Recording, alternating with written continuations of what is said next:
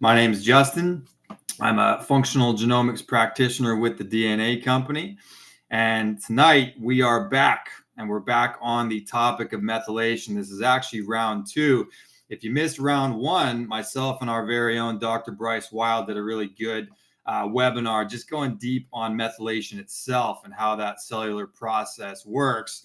Tonight, we're going to be going more into it from the context of how methylation actually impacts mental health, what it does for neurotransmitters, and how that can kind of manifest with various mental health conditions. So, methylation is one of those all-encompassing biological processes.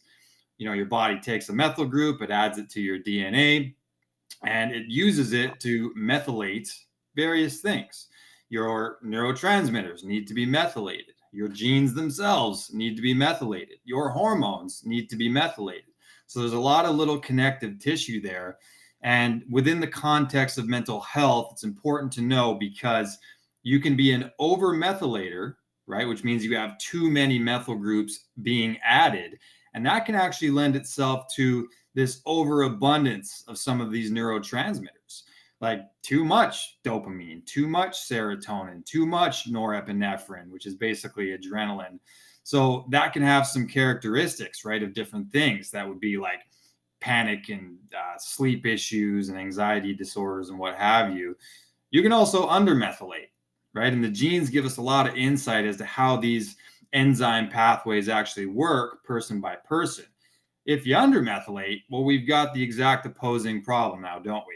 You don't make enough dopamine. You don't make enough of these things that require catecholamines. So we look at these sorts of things genetically, and we can actually really tell if you're going to over or undermethylate, and then what to do about it. So this is an important topic when it relates to mental health, and not a lot of people know about the connection between the two. Here to unpack it with me is my colleague, the great and powerful Dr. Adelia Sapp. Why don't you go ahead and introduce yourself? Hi, Justin. You're a great speaker. You project your voice so well. It's even intimidating. So happy to be here, though. Yeah, I'm a naturopathic doctor. I have a focus on mental health, and I work in primary care in Washington State in the Seattle area. I'm from Canada. I used to work at the DNA company when it was a little company, a startup, super, super small at the beginning. So right after I graduated quite a few years ago now, I got my starting with a genetic focus at the DNA company. And I just became fascinated with cognitive genes, mental health genes, as well as some of the ties to methylation. So some of what I learned is theoretical, a lot of it's practical, some of it's firsthand, others through colleagues, patients, people in my network. So yeah, made it Yeah, easier to integrate. definitely. It's like Yeah. scientific method, right? Like we apply, we mess around, we figure out what works, what doesn't work. And, the genes, they represent the upstream of the upstream of how these things actually get encoded, right? So we've got this instruction manual. It's telling the enzymes how to orchestrate certain processes like methylation.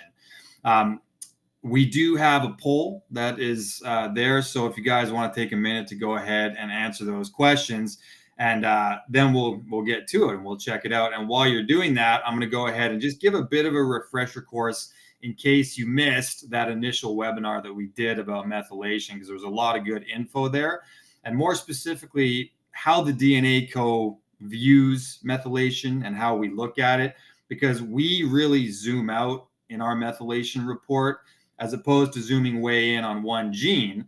Like, for example, MTHFR gets a lot of publicity.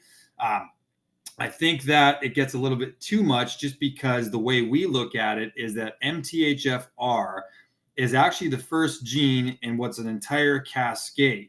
There's a whole bunch of genes involved in methylation. So what we do is we zoom out and we look at all of the cycle, and it's really the efficiency of the cycle that matters here. So there's 5 genes involved, 6 if you want to count COMT, because that actually plays a big role in methylating neurochemicals.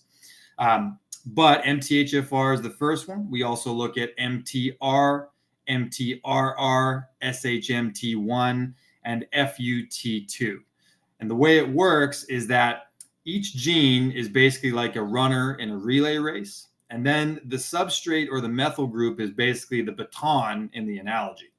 So the gene accepts it, takes it, runs it to the next guy, and on it goes.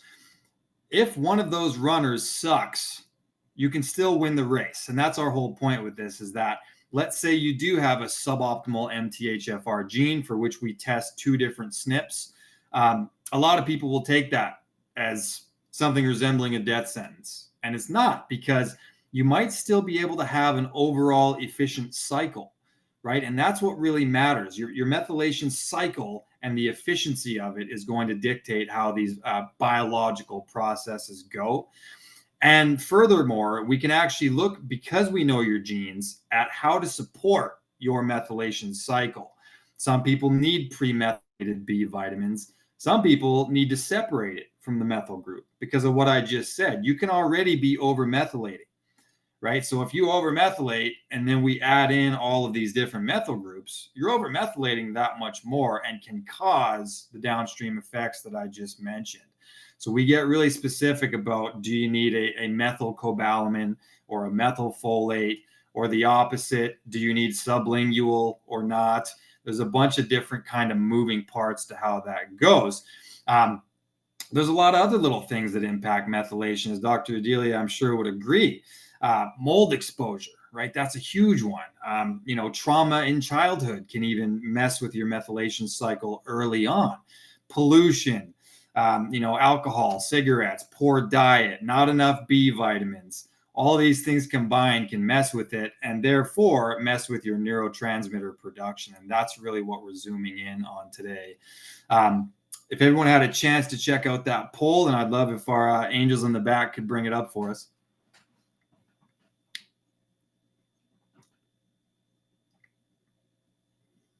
There we go. Beautiful. Okay, so we asked a handful of questions here in relation to methylation and mental health. So the first one was, are you familiar with the relationship between methylation and mental health? A lot of people are not, frankly, because I don't think it's commonly discussed. And we're almost at a 50-50 blend here. So 44% of you said, yes, you are familiar with that. And 56% said no.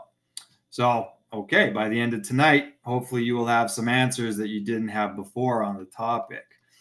The second question that we asked is, have you ever explored how your genetic makeup might affect your mental health, e.g. mood, anxiety, cognitive function, etc.? And good. 44% of you said yes, you've done genetic testing before, so that's great. That's something to work with. 29% said somewhat, but I'm not sure how it's connected. Even better, because tonight we'll tell you why it's connected. And 28% said, no, this is all new to me. Best case Ontario, as we say in Canada. Because then we can educate you, right? So this is all about the process of education. So it's good if you know nothing. It's good if you know lots of stuff. We're going to be going pretty deep on it tonight. So you'll know more, hopefully, by the end. And third and final question is, which mental health challenges are you currently struggling with, if any? And I appreciate that people answered this one because that's a vulnerable thing to talk about. So thank you all for chiming in on this one.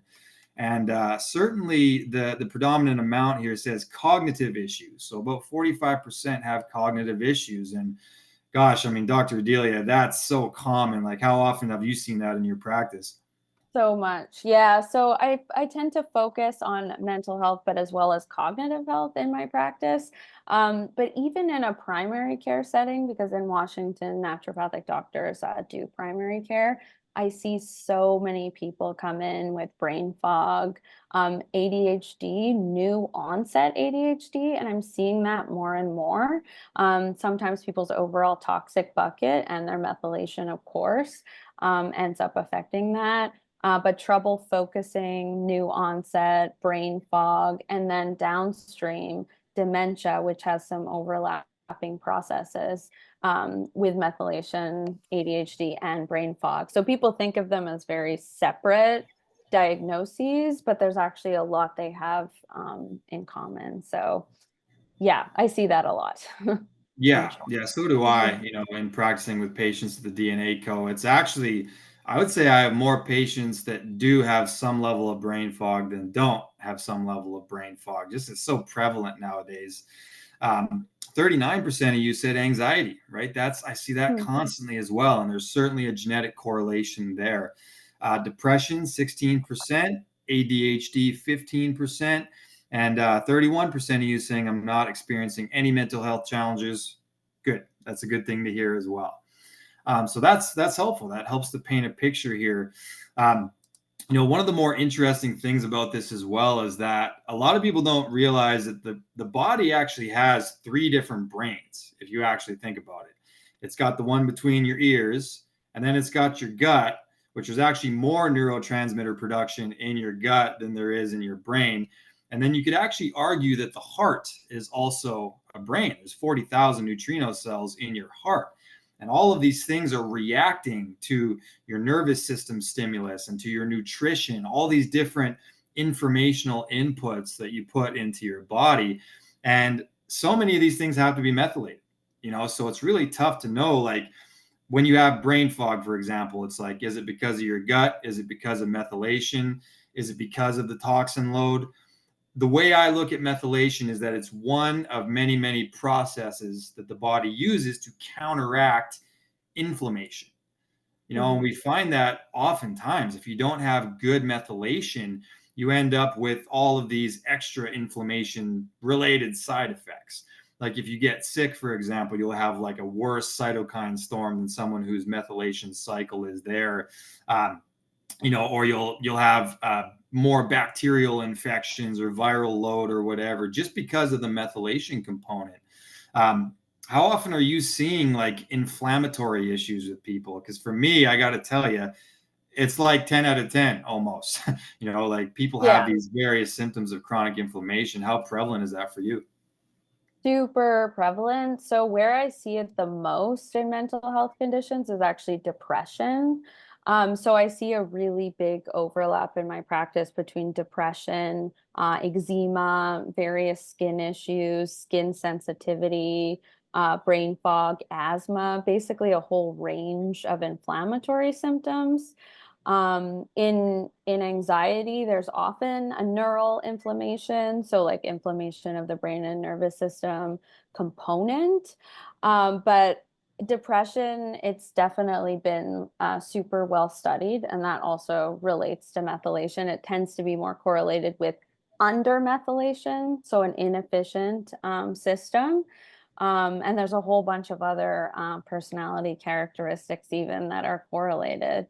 Um, yeah, in a nutshell. I don't know if you've ever heard of a psychiatrist called Courtney Snyder, because she talks a lot about, she's a functional medicine psychiatrist. She talks a lot about methylation and its effects on mental health, like we are today. And it actually started with some studies on prison populations, where they found that over 90% of convicts who had antisocial personality disorder had undermethylation.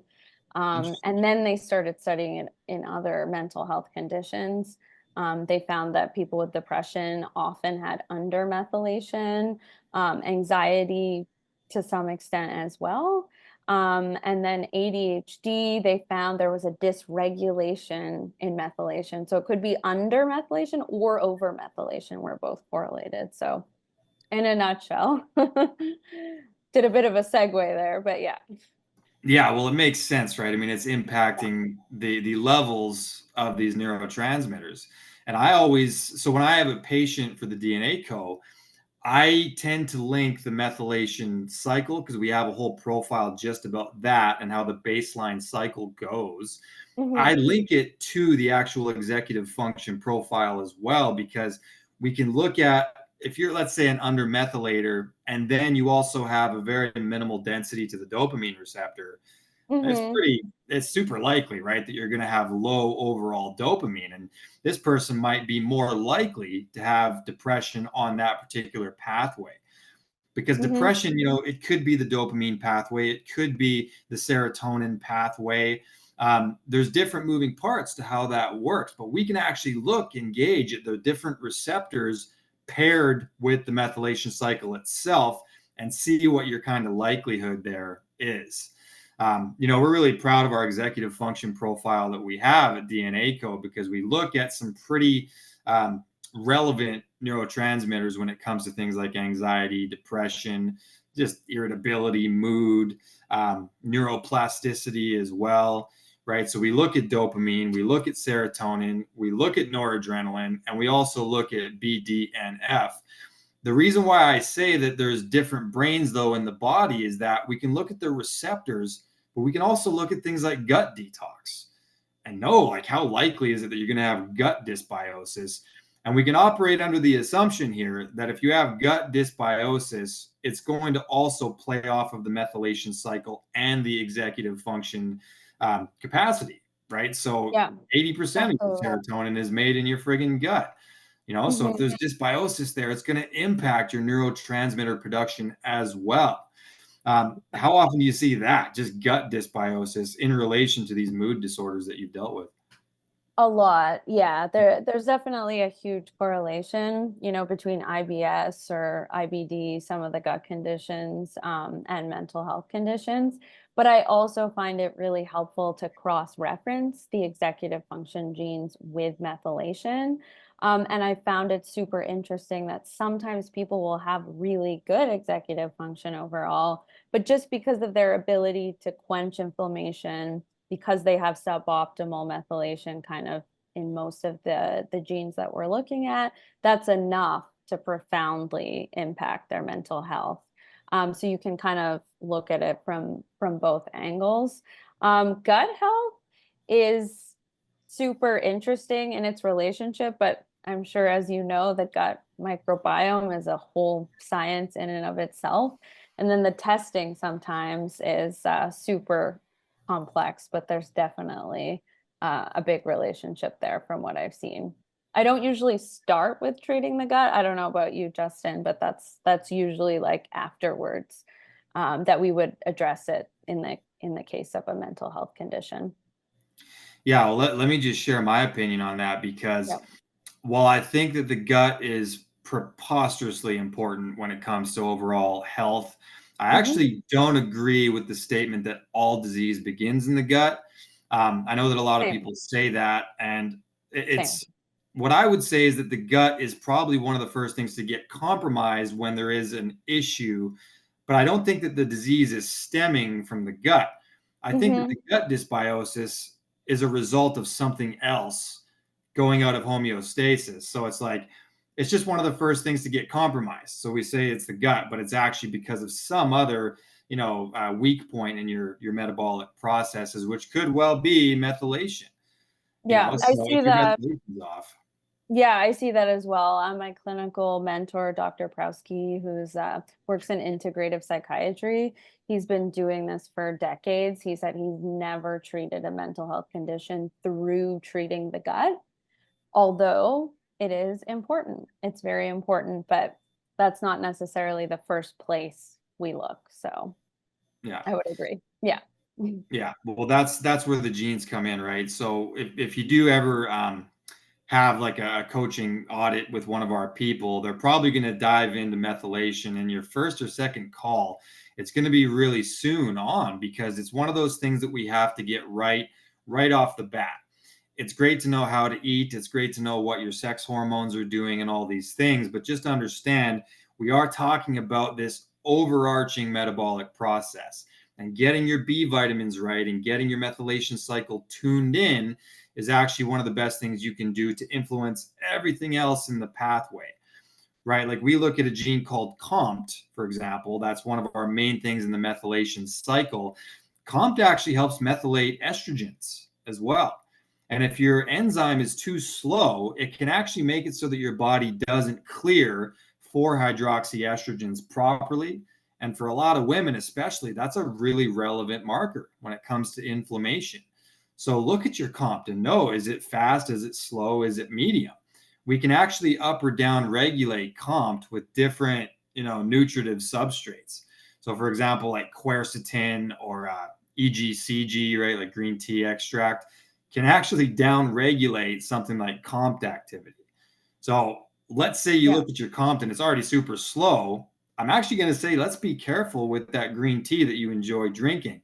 It's going to have some other benefits, but we need to know the genes because there can be some downsides, right? So Yeah. again, the genes are one of your more relevant things that you need to look at before you start adding these kind of interventions in. Do you agree?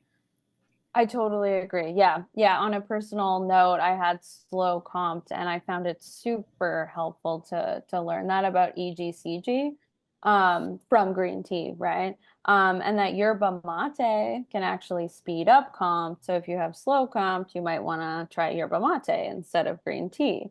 So everybody is super individual in that regard. And yeah, I would agree. Yeah, well, it's good to know because COMT also methylates these neurotransmitters, right? So, Yeah. with dopamine, for example, it makes it available, and then COMT also acts as a clearance enzyme for the dopamine as well. So, Mhm. knowing that is really useful because if it's slow, your dopamine it's going to influence the rate of clearance, right? And that can lend itself to different addictive or even binging tendencies as well. If it Mhm. takes too long to clear, we find over and over again using our clinical correlation that these people have a binging tendency because when they feel that hit of the dopamine, it just doesn't go away quick enough. So they're just kind of in the clouds and they're going to binge on the TV show or whatever it is. Um, People that have a really active comp enzyme, like a fast one, Mhm. they are a little bit more likely to have an addictive Yeah. personality. And I would Yeah. argue that could also lend itself to depression as well, right? Because they feel the dopamine, but it just clears and it goes super quick.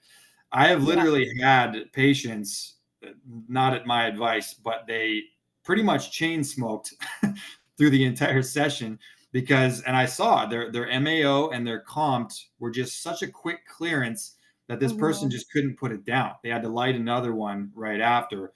Obviously, my coaching recommendation was to blatantly stop doing that. But you see it, you see it right there. The methylation genes can literally impact the way someone behaves, and they don't even realize that methylation is what caused that. Yeah, 100%. It was actually pretty crazy. Even when the company first started, everybody was kind of just sharing their genes with each other in the office, occasionally outside the office, like Bryce and Kashif. But just to see the correlations between people's personality characteristics and their genes was fascinating. So obviously here we believe in like a growth mindset and epigenetics, and a lot of our gene expression can be modified. So there's a lot we can do. In terms of people's temperament, their innate temperament, the genetics is a pretty strong factor. I don't know if you would agree. Oh yeah, I would agree, and I would say especially on the serotonin pathway. I Mhm. really think that serotonin is one of those mood regulators that is really prevalent there.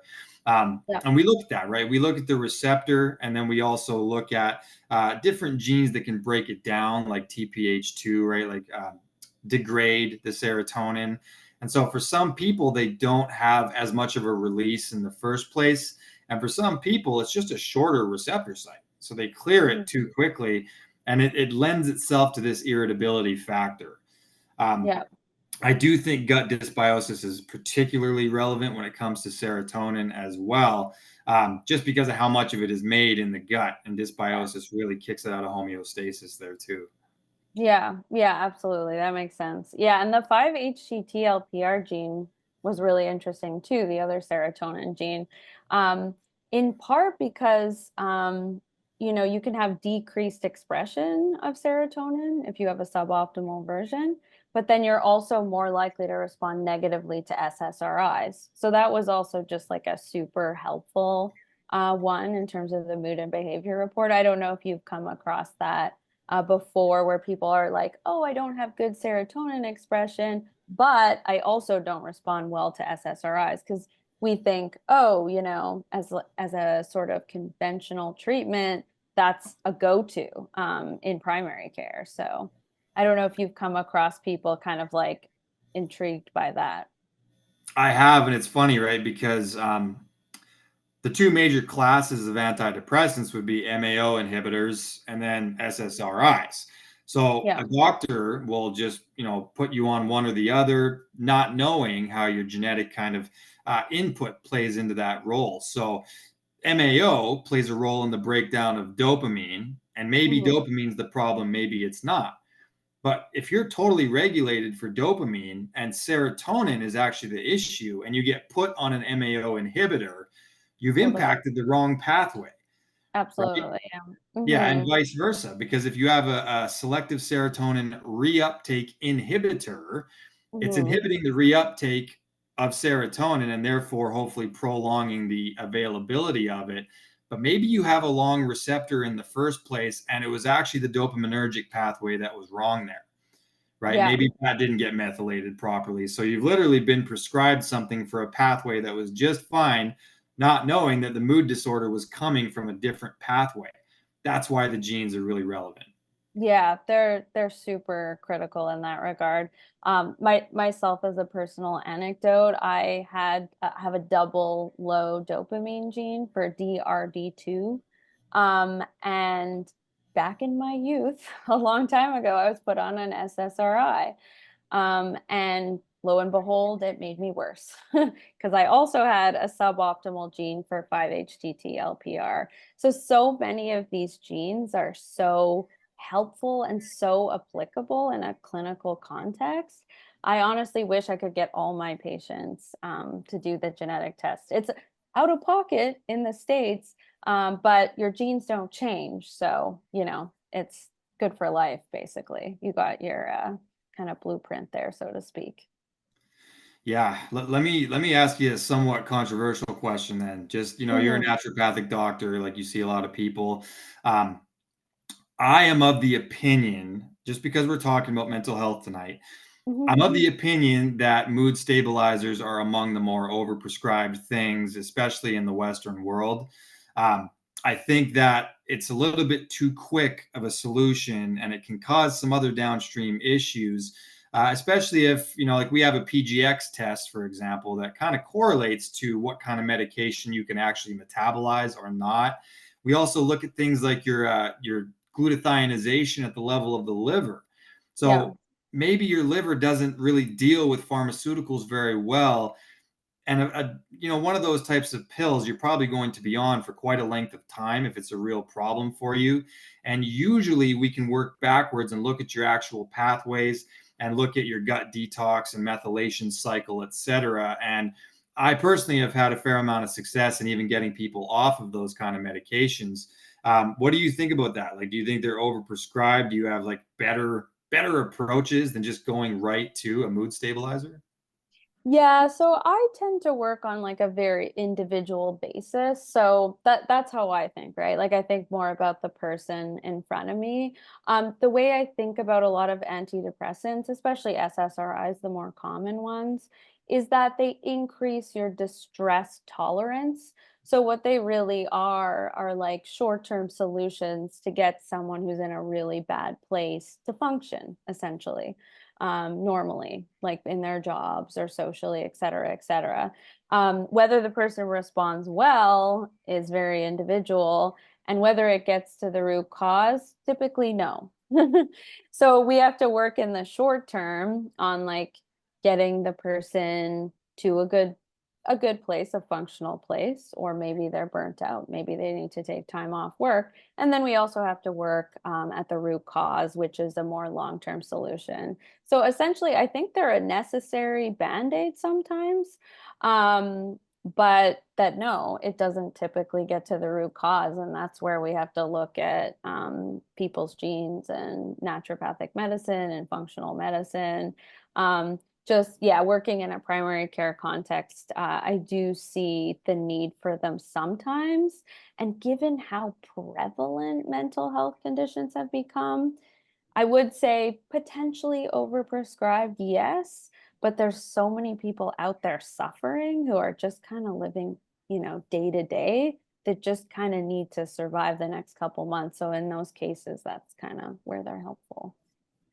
Yeah, I agree when it comes to almost all medication, actually, is that sometimes it can operate as a bridge until we get you well. Yeah, like a temporary, like, let's put something in place just so you can get out of bed and still make it to work if it's really all the way exactly. down to that. But, Yeah. let's view it as exactly that, a tool in an Mhm. overall toolkit that you can use, but understand that when it comes to pharmaceuticals, sometimes they fit into more than one keyhole. You know, Mhm. it's Yeah. like it may fit into the keyhole that unlocks less depression, but it might also fit into other keyholes and have different side effects and things as well. So it's like if the side effect is nausea and all these different things, you might just be more depressed about the nausea if you take it for too long than you would have been from the actual, serotonin or dopamine pathway. So it's one of those things that I think can be of use as a bridge. Same with like statins. If you did like a low dose statin while we teach you how to eat and figure out what your Mhm. metabolism wants, okay, you can use a statin. Yeah. But do I Yeah. think that it's every time that a statin is prescribed that it's actually needed? No, I don't think it's needed. I think for the most part, this is a fixable issue with lifestyle behaviors and interventions. And when it comes to, mental health, I think mindset tactics certainly come into play there as well. That's not a proven science, stoicism and different things that I use with my patients. But I mean, in my experience, it's pretty friggin' useful, giving people like a mantra, something positive to tell themselves and just get into a higher frequency mindset. That PMA, right? That's what Napoleon Hill talks about, the positive mental attitude. It Hmm. makes everything possible. So I think some of it has to do with neurochemicals, but I do think that depression and anxiety sometimes is because people don't talk to themselves in a particularly uplifting manner. How do you walk that tightrope between like medical approach and just mindset tactics and like, all right, let's just talk to ourselves better and see how it influences cellular expression. Yeah, so having said all this, we should probably offer the disclaimer that people should go see a healthcare practitioner, right? If they have depression or anxiety or if they're in crisis. And we're not saying that medication is not a good idea because it's all individual, right? But yes, to your point that it's multifactorial. So the way I talk to my patients about it is a biopsychosocial model. So that sounds a little complicated. But basically, if we're talking about a condition like depression, the bio is your methylation cycle, maybe your serotonin genes, maybe your dopamine genes. That's the biological component, which is huge, and we can't underestimate it. And then there's the psychological component, like mindset, right? Or do you have trauma? Have you been doing therapy? What's your overall attitude? And then the social would be things like occupational stress. Do you have stress in your family? Did you recently get a divorce? Are you under serious socioeconomic strain? Are you a marginalized population? So it's basically like there's three kind of main components and contributors in terms of areas. Um, and for people that don't, let's say they have moderate depression and they don't want to go on an SSRI. So I've seen this a lot. Again, people have to consult their practitioners, their healthcare practitioners. But some people say, I didn't respond well to SSRIs. My other MD doctor gave them to me and I felt numb. I couldn't function. I couldn't focus. Like people have all kinds of responses, right? Something that relates to methylation that is still biological as a treatment is SAMe as an example. So SAMe is one of the things that the methylation cycle produces, right? And SAMe is actually very helpful alone as a supplement in depression. And there's really good studies that it's actually compared to an SSRI in terms of its efficacy. So that is just an example of how that um, here's this substance that's a natural product that your body naturally produces. We're just gonna kind of jack your levels up and bring down your inflammation and get that methylation cycle going, lower your inflammation and symptoms of depression over the course of weeks and months tend to dissipate. So that, along with fish oil, along with B12, which also plays into the methylation cycle, those are all super helpful treatments. And there really aren't that many natural treatments alone where I'd say this is a game changer in mental health. This alone is a game changer. For something like depression, SAMe is often, I've seen, a game changer. So just as an example. Yeah, well, it makes sense, right? Because Mhm. SAMe would be like a donator of methyl groups. And, if you're under methylating, of course, it's going to make it so you're not making enough of these neurotransmitters. I do recommend having your genes on hand if you are going to use something like that, just because in the event that you're already over methylating, once again, we want to be pretty careful about adding too many Yeah. methyl groups as well. The, yeah, So the it's interesting always, thing Yeah, the interesting thing about that one is the vast majority of people with depression, in my experience and the studies, my clinical mentors' experience, respond well to it, even before testing the genes. However, there's a small minority of people that may, overmethylate. So it does always help to have those genes on hand for sure. yeah, well, and I would be Yeah, curious to see, right? Because it's like if you were to work backward from the symptomology, I think someone who has more anxiety is probably more over methylating in I would generalities, agree. Yeah, right? And people who have yeah, depression are probably more likely under methylating. So exactly. it makes sense that an intervention like SAMe would work. And Right. I've always been a huge fan of using things like omega 3s as well for people that have those kind of issues going on. Your brain's made out of fat, and we Mhm. know that inflammation can really cause some havoc on a neural level as well. So just Yeah. getting the right fatty acid ratios can play a big role there also. Um, what are your kind of go-tos? Just because like over 40% of people said brain fog. Um, Someone comes to you and that's like their primary thing that they're dealing with. What do you start with? Like, what do you Yeah. recommend? Are you a nootropics fan? Ketones, breath work? Like, where do you go to?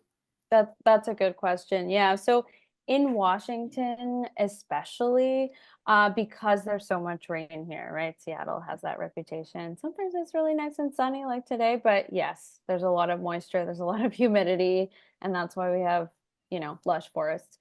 But anyways, mold is a huge problem. So basically, when I think of brain fog, I think of people's toxic burden, their overall toxic burden. So that's medications, cleaning products, body care, mold, latent viruses, anything that's increasing their toxic bucket.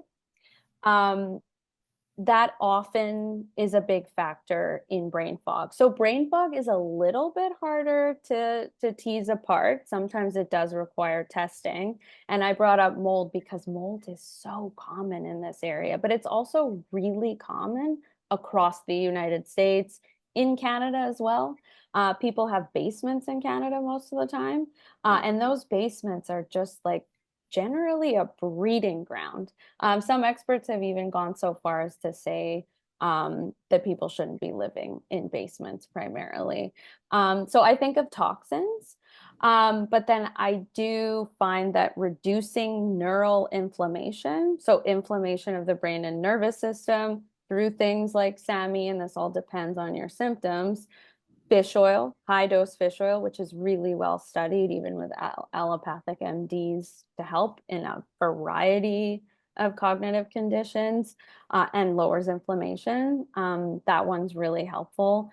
And lowering your toxic burden because people are generally not as familiar with the concept of toxic burden and how the more chemicals you have in your system and the more stress, the more viral load, those are all going to increase that toxic bucket. So I don't know what analogy is your favorite, Justin, for talking about toxic burden, because I feel like it's a really important concept.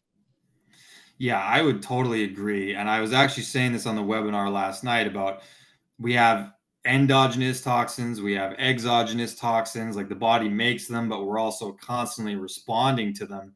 And I think mold in particular, it really does influence the methylation cycle in a negative way. It can make it so that you don't have an efficient cycle anymore. So now you Yeah. can methylate DNA and all these different things that you need to do with it.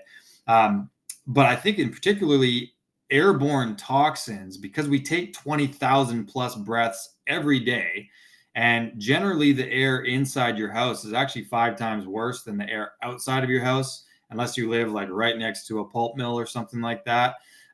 You can think about it like just this slow trickle of toxins that are being breathed in.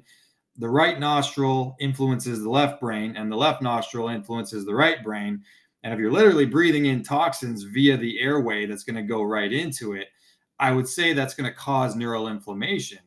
Um, Hmm. I did an interview with a gentleman, Daniel, from a company called Hypo Air.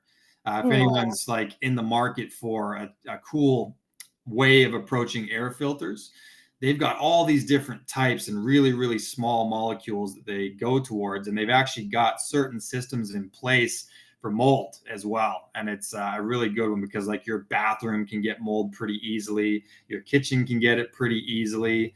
And anybody who lives near the ocean or whatever, yeah, I mean, it's just the humidity levels, like you mentioned, it causes that. So that can really disrupt not only your cognitive health for other reasons, but also the methylation cycle and how that kind of goes. Um, there's a lot of ways that you can improve the methylation cycle as well. Like we talk about prioritizing some of these B vitamin rich foods, right? So like fish and eggs and organ meats, yeast, right? There's a lot of good little nutritional sources in there. But pollution is one of the main ones. I think that you do need to have clean air and have a good quality, at least HEPA filter in your bedroom and preferably also in your bathroom, places where mold is really constant. Yeah, yeah, no, that makes sense. Absolutely. And I find Environmental Working Group, I don't know if you're familiar with them, but they're a really good resource, especially for things like, pesticided food for people who are on a budget, let's say the Clean 15, Dirty Dozen, which crops are the least pesticided this year, which are the most, a lot of people aren't willing to buy everything organic, which totally makes sense. So just like understanding that concept, and that also it plays into methylation, I think is important, because there's different phases, right? In detox, phase one, phase two, phase three. Phase two conjugation is the one that relates to our methylation cycle. So super important to acknowledge how, yeah, all those different toxins play a part. And I do find with brain fog, it is often related to an elevated toxic burden, which you can investigate with a functional practitioner. See how you detox though. Get your genes tested.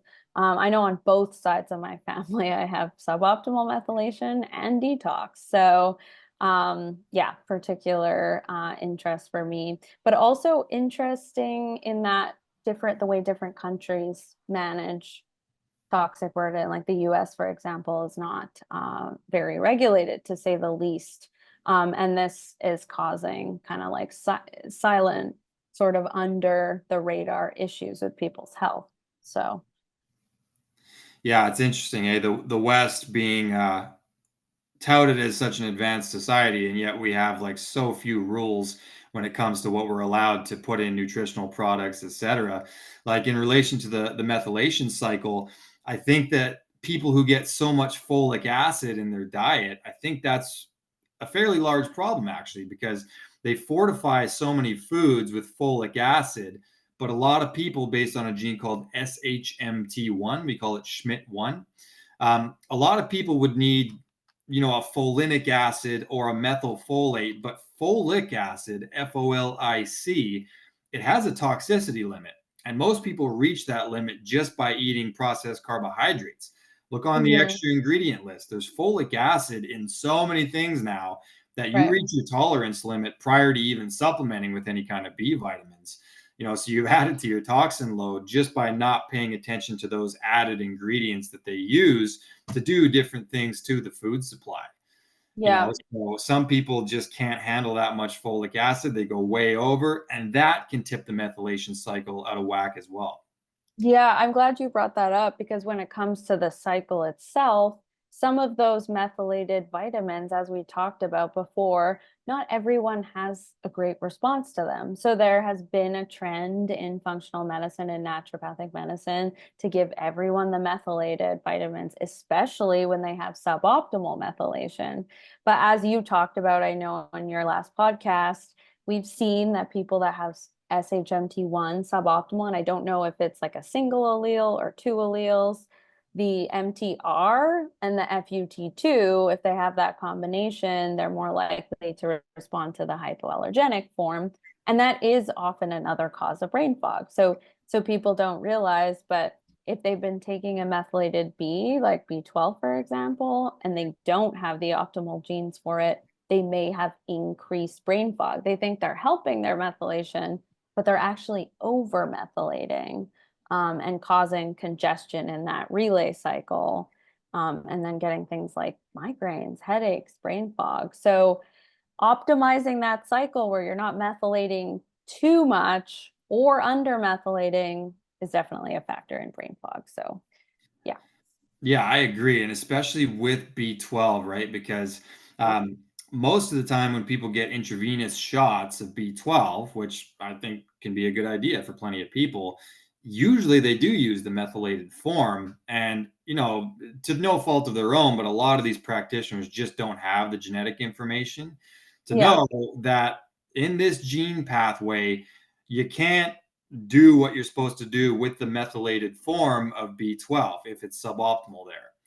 Yeah. So it's like you've just given yourself a shotgun blast that has a full methyl group in it that your cells don't know how to use because the instruction part is not there. Yeah. So it overloads the cytoplasm with methyl groups. You have too many Mhm. methyl groups that are really reactive, and you can actually cause more cellular inflammation in that way. So an anti-inflammatory Yeah. strategy is now a pro-inflammatory strategy. Um, Yeah.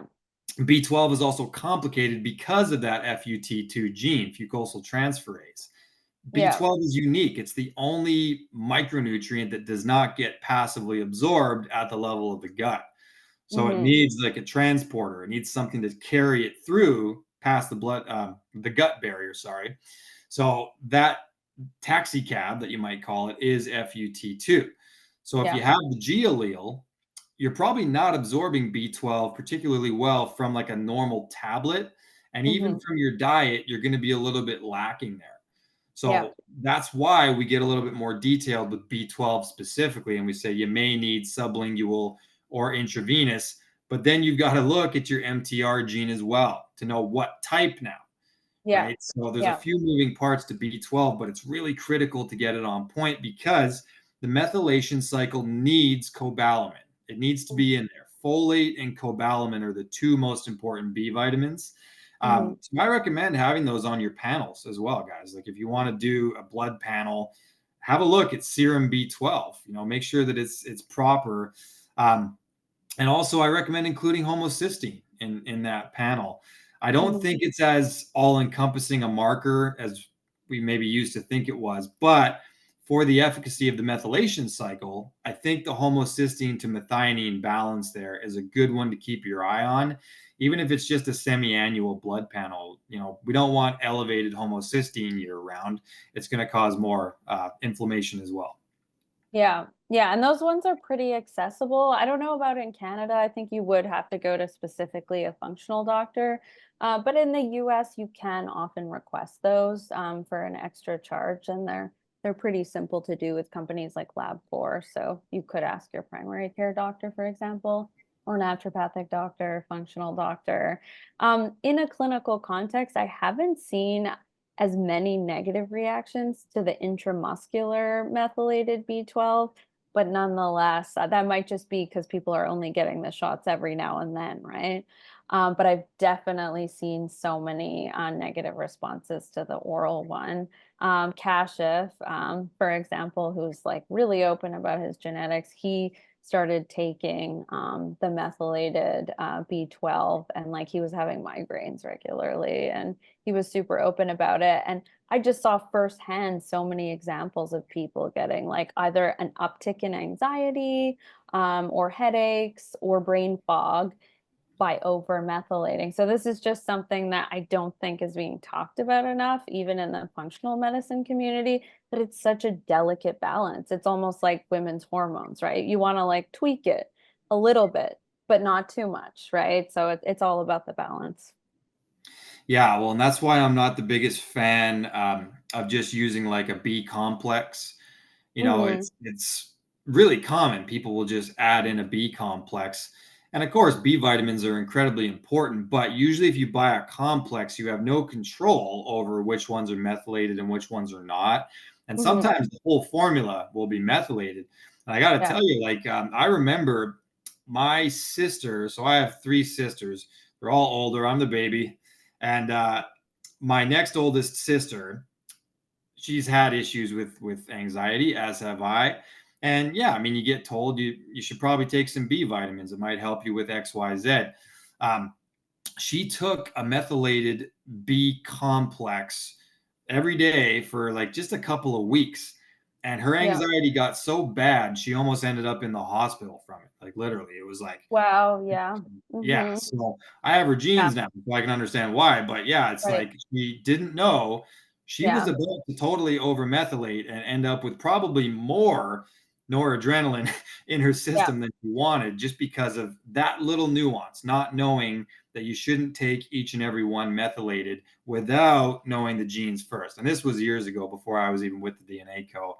But that's an example, like different patients that I have, they're just taking these multis and these different things. I'm like, I can't say I'm the biggest fan of blanket multivitamins because we don't know what's best for you yet. Yeah. You Yeah. need to work backwards with some clinical correlation as well as your genes, as well as your diet, etc. But be careful out there, folks. If you're going to just start taking vitamins willy nilly, it can go wrong. Yeah, no, 100%. I would back you on that one, big time, because I've seen it so many times. And that's part of why, I get on my soapbox about this issue because I've seen so many people just over taking methylated B vitamins, all the formulas, but not a lot of the formulas being saturated with them, including the multis now. Yeah. And there is like just as a resource for people out there who are interested in like the right kind of B vitamins. Dr. Ben Lynch, he's Yep. a naturopathic doctor. I'm sure you're familiar with him. He Yep. wrote the book Dirty Genes, right? And he has a background in genetics and really the application of people's genetic results.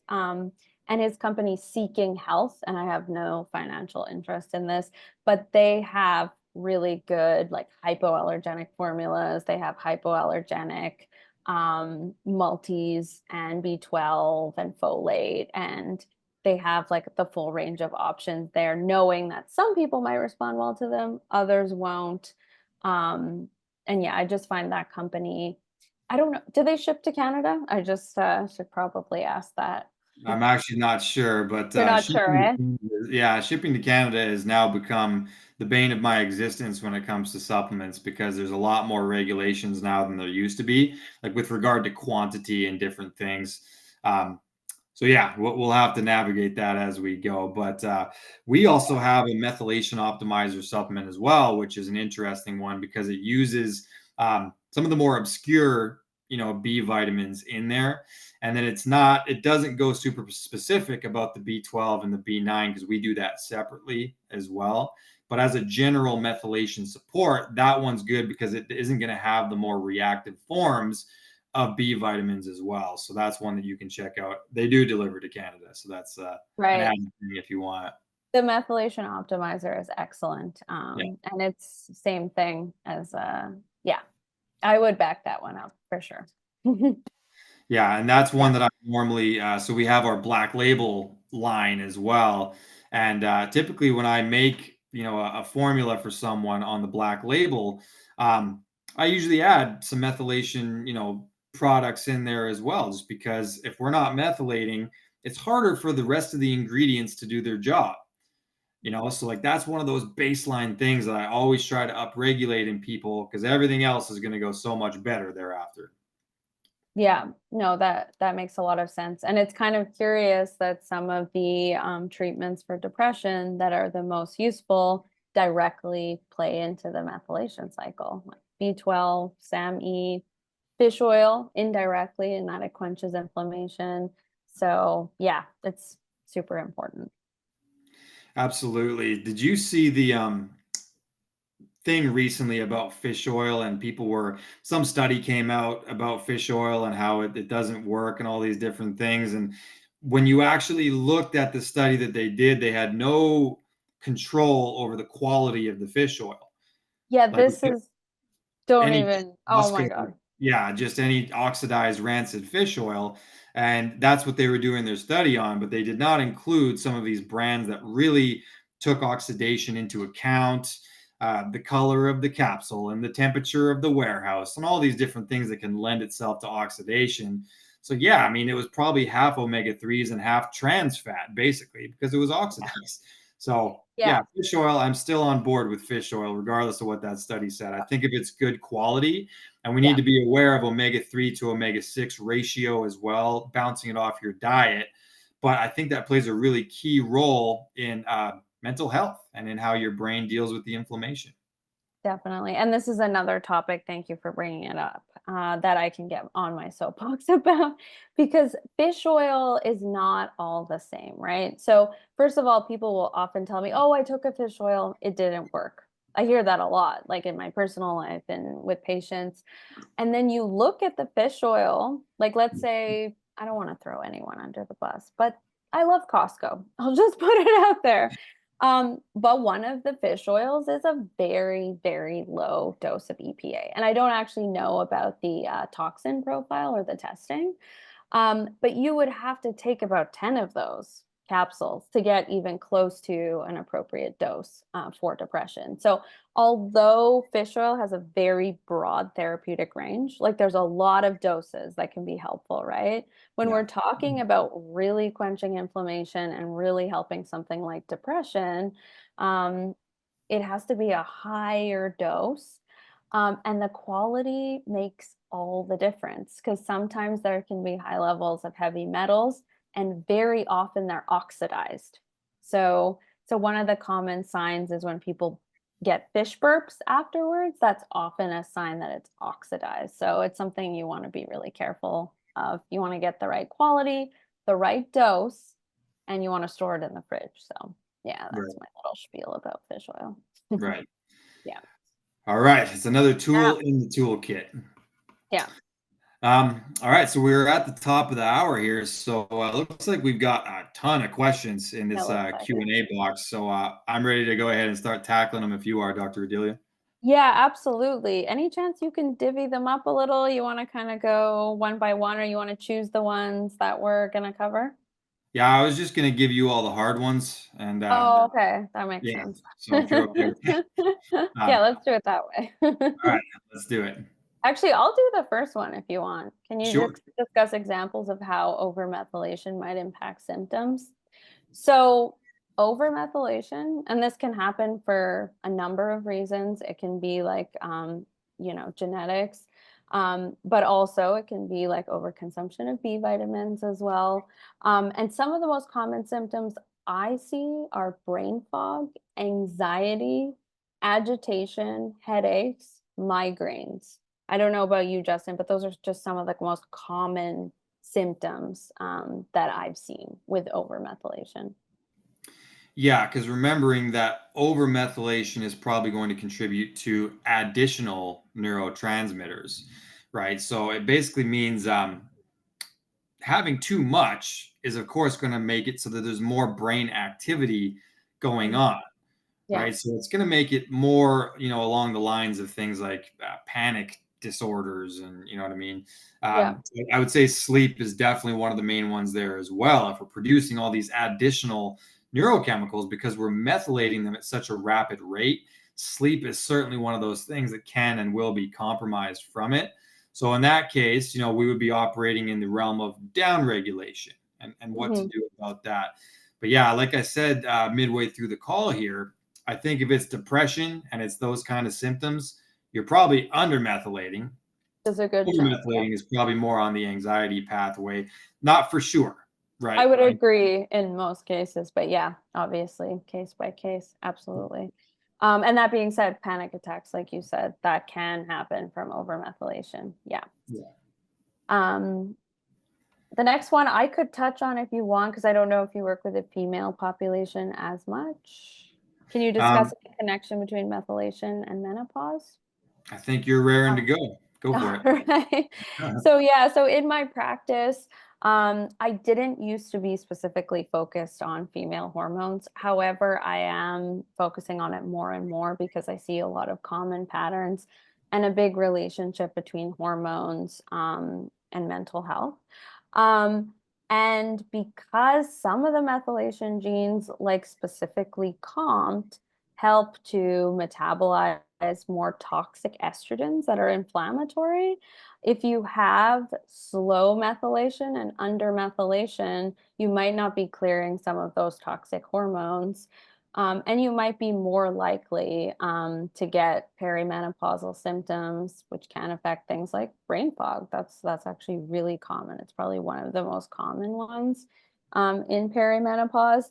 So essentially there is a relationship even during menopause, although I haven't specifically looked at women who have the most symptoms in menopause and their methylation cycles. Admittedly, I haven't cross-referenced those much yet, but it would stand to reason that they'd be more likely to experience a lot of those symptoms, like hot flashes, definitely insomnia. And again, this is an educated guess, a highly educated guess, let's say.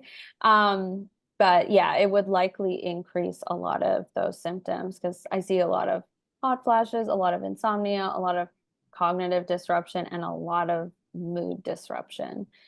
So you have the hormonal changes as one factor, and then if you have the suboptimal methylation, that's mostly in the undermethylation category, it would be more likely to exacerbate some of those symptoms. So, yeah. Beautiful. All right, well answered. Thank you on that one. I'll hop on the next one here. So Tracy's asking, she says, my concern is what should I focus on with my genetic variants and ApoE44? Okay. So you and I, Tracy, both share a 4 allele in our ApoE gene. ApoE, apolipoprotein E, what it's there for is it helps cholesterol to be dispersed in order to deal with inflammation at the level of the vasculature and then take the cholesterol back to the liver. That's a whole cycle that happens, right? Vaseline like substance being cholesterol, it heals abrasions at the level of the endothelium. And when we have a 4 allele in the ApoE, it represents a suboptimal system there. Like your body doesn't know how to use the cholesterol to heal those abrasions and then effectively pull it back. So you can end up with things like elevated LDL, etc. What I would suggest is anything that really lowers inflammation, which we keep bringing up tonight because it's so relevant, is going to make it so that your body doesn't have to disperse cholesterol as often, right? To actually deal with the inflammation. This is only going to be a problem. I mean, you can have a 4-4 all day without it ever manifesting as a cardiovascular event, so long as you lived an anti inflammatory lifestyle, right? So the body disperses cholesterol to deal with the inflammatory insult. Then, when we have too many toxins present in the body, the toxins will go in and sort of harden the cholesterol, right? And that's the beginning of this calcification process that we all know about. So it's going to calcify, and when it calcifies, there's less shear flow in there. So that makes it so you have higher blood pressure. And there's more issues that come kind of as a downstream effect of the calcifying. So the theme is inflammation and toxicity. Work backwards from the rest of your genetic profile to know where your body is not dealing with inflammation well and where you're not detoxifying particularly well. If you've got our gene report, I would also recommend you look at a gene called 9p21 because that gene is relevant for the density and toughness of your endothelium in the first place. So, like the quality of that hardware. If you've got good quality hardware, you're going to be a heck of a lot less likely to have a cardiovascular event as well, even if there's a bit of calcification that has taken place in there. I'm a big fan of a product called Cardio Miracle. And I think we probably do have a discount code if someone wants to drop it in there from our angels. That product will actually help to heal any sort of inflammation at the level of the endothelium. And it's also got this really well formulated nitric oxide complex to help dilate those blood vessels better as well. And then it just delivers all these anti-inflammatory nutrients all over the endothelium. So you're lowering inflammation, you've introduced antioxidants, and you've increased blood flow with just one thing. The rest of it would be simple, the grounding, maybe some red light therapy, some omega-3s, some cold exposure, right? The things that we do to counteract inflammation, PEMF. Uh, that's one of those things where I would, suggest, frankly, that you work with one of our practitioners, myself included, to get a real strategy in place that can counteract the 4/4 and the ApoE allele. Yeah, if I could add to that, Justin, that was an amazing response. But yeah, also the ApoE44, because of its effect on cognitive health, I would say if they have a family history of any kind of dementia, to work on a preventive protocol cognitively. So yeah, because that one you can modify the expression of, absolutely. But yeah, you would want a Bredesen protocol. I'm sure you're familiar with Dr. Dale Bredesen. Yep. Yeah, yeah, just because the cognitive effects as well are pretty important. So Yeah, well, the same gene that we talk about for cardiovascular issues, we also talk about it for Alzheimer's and dementia. yeah, And I think that if you do have calcification going on, there's reduced blood flow to the brain, you're going to get more neural inflammation as well. So blood absolutely, flow is your friend on that one. absolutely, yeah, yeah. Yeah, and it's really interesting how you can like target that gene, right, from a cardiovascular perspective, and then it also improves the cognitive health. So yeah, Definitely. yeah. All right. So Lydia is asking, what about adenosine versus methylcobalamin use? And how do you know which one to use? So, Lydia, if you have your genetic profile with us, in your methylation cycle, you're going to see these different genes that talk about B12. I mentioned FUT2. That's for if you need more of a sublingual versus just a normal oral format. Then there's also another gene called MTR. So that one is going to show you if you need a pre-methylated B12, which is cobalamin. Cobalamin is just the name for B12, or if you need it separated from the methyl group. So look at that gene and you'll see it'll be on your reports if you have that. The type of gene you have there is going to be relevant for that conversation. Adenosylcobalamin is one of the better ones as far as not having the methyl group, because there's things like cyanocobalamin, for example, on the market. And I'm sure Dr. Adelia knows that they basically get that from sewage. And it's one of those ones that's I didn't know that. yeah, so they like scrape the Gary Brecka talked all about it. They scrape Hmm. the top of septic tanks effectively. And cyanocobalamin is the main one that they use in like Monster energy drinks and what have you, because it is B12 and it Mhm. can light your brain up temporarily. But the toxicity load on that one, yeah, is not what I recommend. So if you're not going to use a methyl group, and remember, MTR is the gene to look at, adenosine is one of your better bets. And then it's just a matter of looking at if you need it to be sublingual or not. It's easy enough to find those tablets as well. So have a look at that gene and you'll know methyl or not methyl. If not methyl, adenosine is a great call. Yeah. Yeah, I would totally agree with that. And I offer, when I don't know people's genes, I'll often offer the adenosyl hydroxy because it's a pretty safe bet. Like almost everyone responds well. So yeah.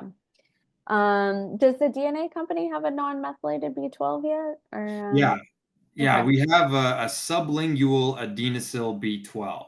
Oh, awesome. Yeah. Yeah, so it scratches that particular itch. It's so easy to find methyl B12, but it's a little bit harder to find sublingual adenosine. So that's something that the DNA Co. Went ahead and tackled as well. Okay. Um, Gotcha. If I were to skip a couple of these questions, so would they respond less to St. John's wort as well?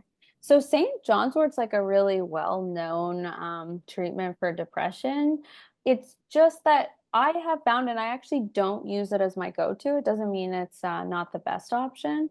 But the side effects, sometimes people get gastrointestinal side effects, and it also tends to interact with most medications. So that can be like a limiting factor there.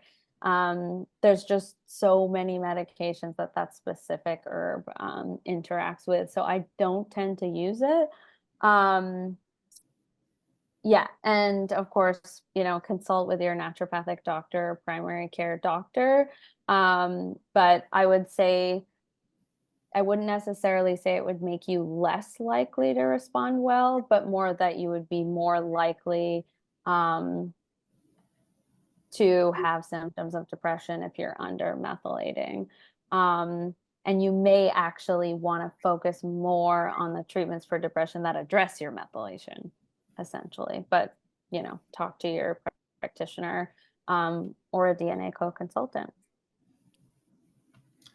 Um, Agreed. I agree on that one. Okay, so let's um, move on here. So you can go ahead if you want. for the mold toxicity and its effects on the methylation pathways, do you have any thoughts on that, Justin, in terms of how it affects the methylation pathways? I think it has to do with what you said before about toxic load. I mean, you were talking about it in reference to the brain, and how the brain works. But yeah, there is some direct connective tissue between both pollution and mold, like any of these sort of airborne toxins affecting the way that the methylation cycle goes. I'm not sure what the exact mechanism is, though, about where and why it actually impacts it or what stage of the cycle it impacts. But I do think that the more toxic burden that we're exposed to, especially one that you breathe in 20,000 times per day, is certainly one of those ones that's going to have an impact. And usually, like, even you can see it in your blood work. Like, there is people that will have elevated things like homocysteine, and then they come to find out that they lived in an area that had mold, and they take Yeah. care of the mold and it goes back down and their blood work corrects itself. So that's more anecdotal, of course, but it does have an impact on the pathway. I just don't know the exact specifics on it. Yeah, that makes sense. I know that Dr. Kosterman, in terms of that toxic bucket analogy, will use the analogy of a sink with a drain. And essentially, if you have suboptimal methylation, because it is involved in phase 2 detox, I'm just thinking this out right now, you're basically going to have a drain that's less efficient and slower. So it stands to reason that mold exposure, if you have suboptimal methylation, may affect you more. But that's not necessarily a granular response. But yeah, Right. yeah. Yeah. Um, so, I know Pamela's asking this question, and so was it Pamela? Somebody, oh yes, sorry, Dolores. I'm not sure what Justin is saying regarding a word compilation. I'm pretty sure she means comped, I right? think so. Yeah, Okay. because it says compilation or COM.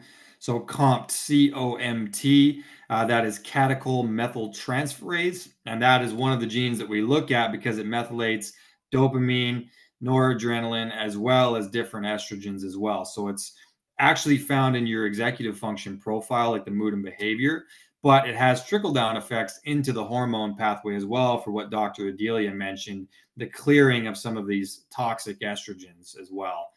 So COMT, COMT, that's the one. Yeah. And then Pamela, if I have slow MAO and suboptimal 5-HTT-LPR with a medium COMT, what does that mean? So suboptimal, did you want to answer that one? Yeah, I can take that one Okay, just because it's fun. yeah. So I look at MAO and COMT almost in tandem because they both play a role in the degradation and the breakdown of dopamine. So what I do is I look at COMT, and you said yours is medium, so is mine, and we can operate under the assumption that your dopamine is going to be cleared at a medium pace, which gives you what we call a Zen profile. You feel it, and then it goes away, so you can go back to what you're doing. But if your MAO enzyme is fast or slow, in your case, you said slow, we can actually pair it with the COMT and suggest that because it's slow, it's not going to be breaking down the dopamine as quickly, right? A fast enzyme is going to break it down quicker, a slow enzyme is going to do it slower. So, based on that, we can suggest that your dopamine is going to be available for a little bit longer than it would be just based on the COMT enzyme. So you've got a medium COMT, but that secondary player is the MAO. It also breaks down dopamine, and it's doing it slowly. So let's take the COMT and let's extend it a little bit and say you've got a little bit longer than a medium profile. It's a little bit complicated, but it's probably going to take a little bit longer for the dopamine to clear because of that. And 5-HTT-LPR, that would be the serotonin receptor that Dr. Adelia mentioned. And TPH2 is actually a little bit more relevant of a gene when it comes to the degradation and breakdown of serotonin. So I would pair that TPH2 gene with the 5-HTT-LPR and see what that mixed bucket looks like in your reports. Awesome answer. Yeah, there's a lot of cross-referencing going on in that question. So I Yeah. figured you could handle it. Well, that's where the Um, coaching comes in, because the yeah. reports have an algorithm, and the algorithm is brilliant, but Mhm. not as brilliant as me. So Yeah, of I course, of understand. course. Interpretation, right? Context, interpretation, looking at how different systems impact other systems in the body. That's how we paint the whole picture. And I don't treat the report, I treat the person. So I look at the whole picture, I zoom out, and then we see how everything bounces off one another. That's the value of the coaching right there. Absolutely. And that's where the art comes in, right? Dr. Yeah. Mansour always used to talk about the art of interpretation of genes, right? It's not just algorithmic, it's also the individual in front of us, right? So, Yeah. and the clinical experience that you have um, of of going over those. So, yeah. So if you're under methylating, is SAM-E given on a long-term basis? So that's a good question. So SAM-E can be taken long term. However, if a person's symptoms of depression, let's say, I often monitor with a PHQ-9 scale because I find people are notoriously not great at knowing when they're doing better. They typically notice when they get worse. But the PHQ-9 is just a very quick depression screener. And if their levels of depression are coming down, then you can lower the dose over time. You know, if they've integrated, if they've done therapy, if they've done fish oil, if they have an anti-inflammatory diet, they're doing behavioral activation, they're doing a number of treatments and things to limit their symptoms of depression, they can probably lower the dose over time and then even go off. So, yeah. Beautiful. Yeah. All right. So since you mentioned omega-3, we might as well take Karen's question here. So she said, I would love a recommendation on which omega-3.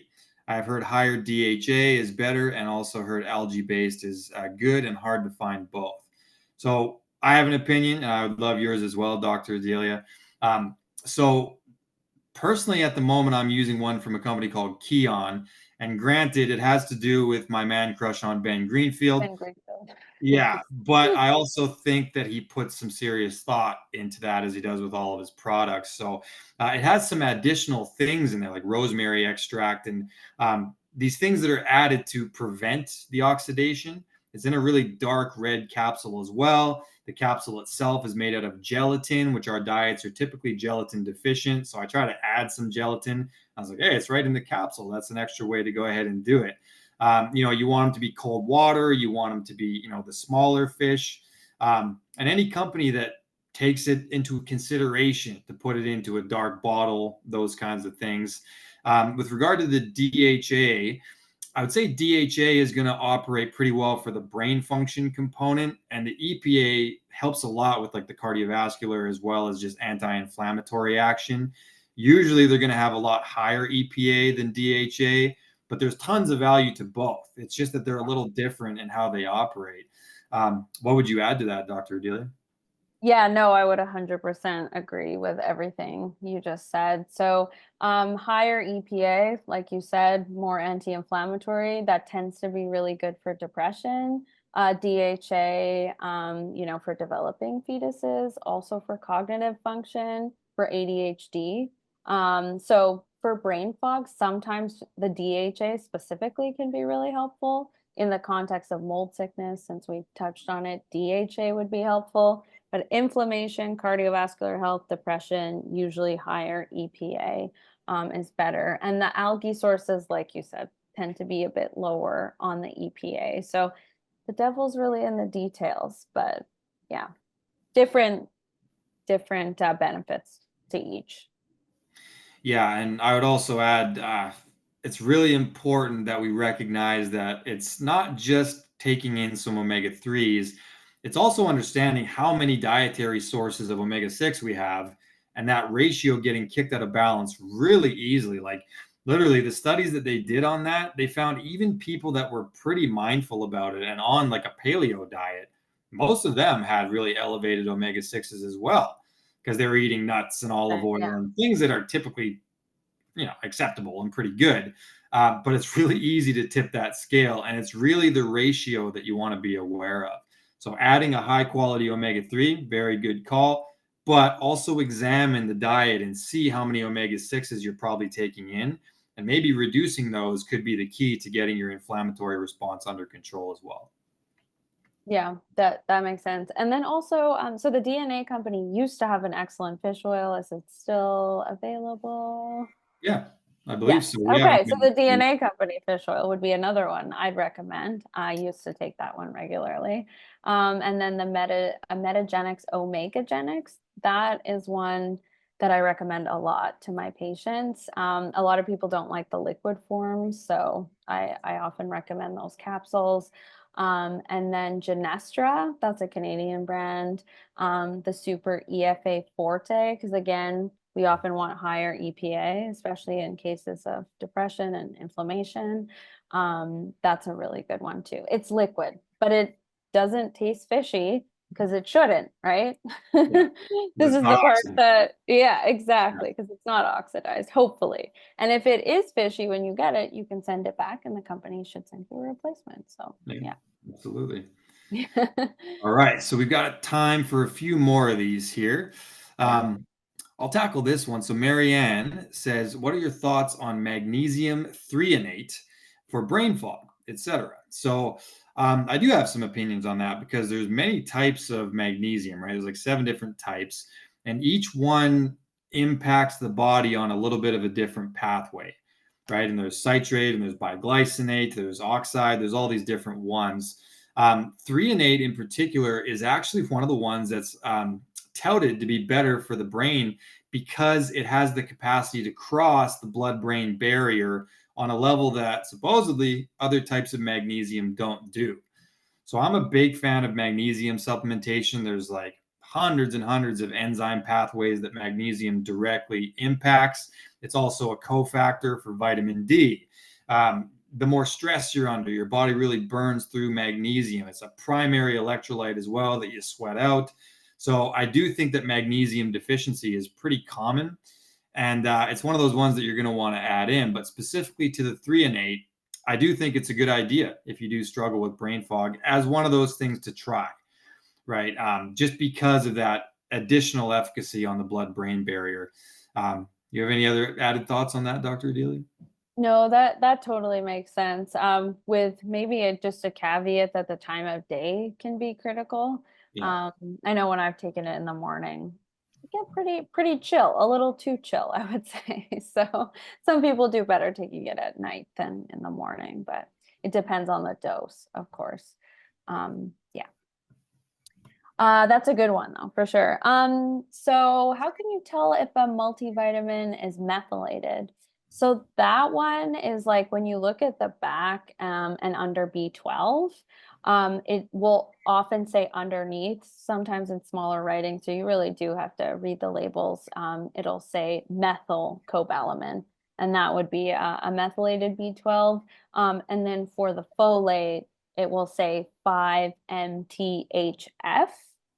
But if you have any sensitivity or concerns about your genes, you would want to look for the folinic acid or folic acid forms of B9. So it's really mostly the B9 and B12. The B6, I don't know if you found any issues there with the P5P versus just regular B6. Not really, but that's usually B6 is one of those ones that I recommend just trying to get through dietary sources. Like there's a lot of it in organ meats and different things. And so I'm always this dude that I try to say, let's start with dietary sources and then maybe add when needed. And, Yeah. if you're eating eggs, if you're eating organs or supplementing with organs like I do, nutritional yeast has a fair amount of B6 in there. So there's a lot of food sources of it, but I'm not familiar with any of the additional efficacy there on that one.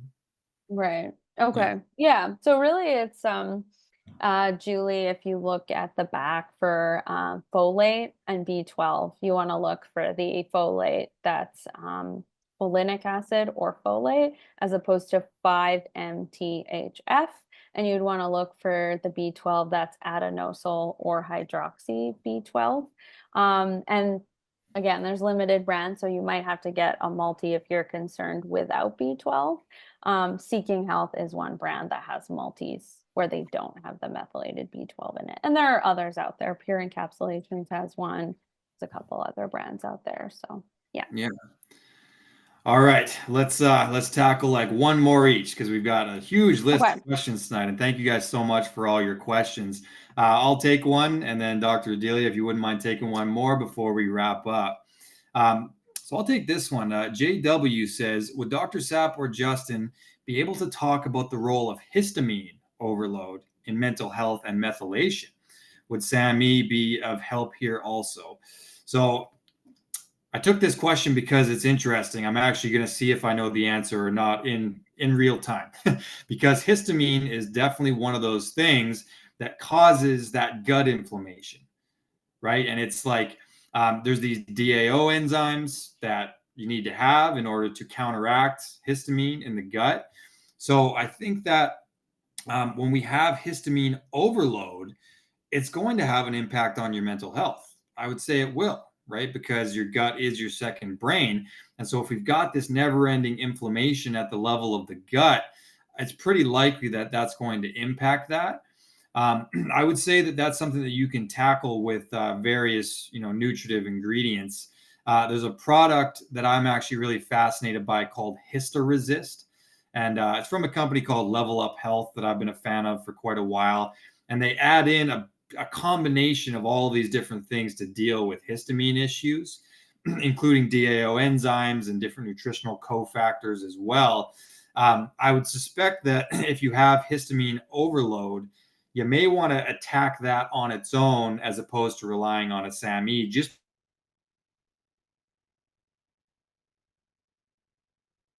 Oh, you froze on my end. I think we lost him, doctor. Let's give him Oh a no. second.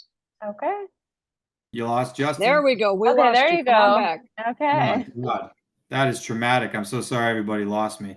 Um, what I was saying is that, yeah, I would tackle the histamine load on its own via use of DAO enzymes and different things. And I would say SAMe is actually more on the methylation pathway and it's quite separate. It could help you if you're an undermethylator, but it's probably not going to directly impact that pathway. Okay. All right, so I was actually just gonna tackle Mary's question. I had a blood test and my doctor said I have the MTHFR gene. I'm taking hydroxy B12 and folinic acid and liposomal glutathione. How do I know what's the best amount dose? Is it by weight of my body? So that one you definitely do need to check in with your doctor.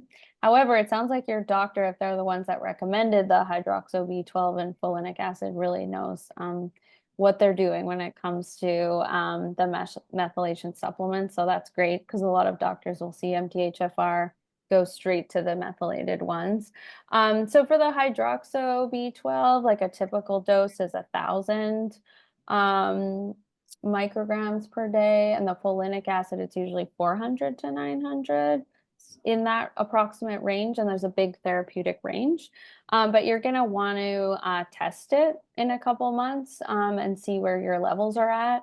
For B12, you can often overshoot the dosing. But again, for specific dosing, it is something you want to check in with your doctor about. And you also would want to test to make sure you're not getting too high. And then liposomal glutathione, that's also a better form of glutathione. So that's great. It tends to be more bioavailable. This one, some of the genes in your DNA co-report may relate to the dosing, but it is very individual which doses people respond well to. I would say start low and titrate up. Like you could start as low as 250 milligrams. It depends on the brand and the exact form.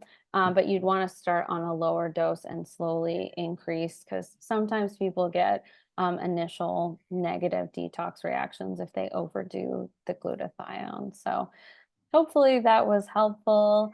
But yeah, with the B12, there's a really big healthy range there. And you would want to double check that those standard kind of ranges apply in your case. All right. Wow. That was quite an adventure. I hope that Yeah. everybody learned a thing or two tonight. And thank you guys so much for continuing to show up to these things. You know, it baffles me every time we get on here. There's more and more people showing up, engaging, asking questions. And I don't know about you, Dr. Delia, but I love it. I love it. Yeah, absolutely. This is one of my favorite topics. So just an honor and a pleasure to be here, and loved doing the podcast with you, Justin. You're such a great speaker, so engaging, so experienced in this realm as well. And yeah, I hope everyone learned something. And yeah, just a pleasure to be here again. Absolutely. And thank you for taking all the hard questions. I love that I always have so many doctors on here with me in case I don't know the answers to stuff. And I think we did a good job on that. So thank you, everybody, again for showing up. Really looking forward to seeing everyone on the next one. And from the DNA Co, we are signing off. Have a great night. Take care, everyone.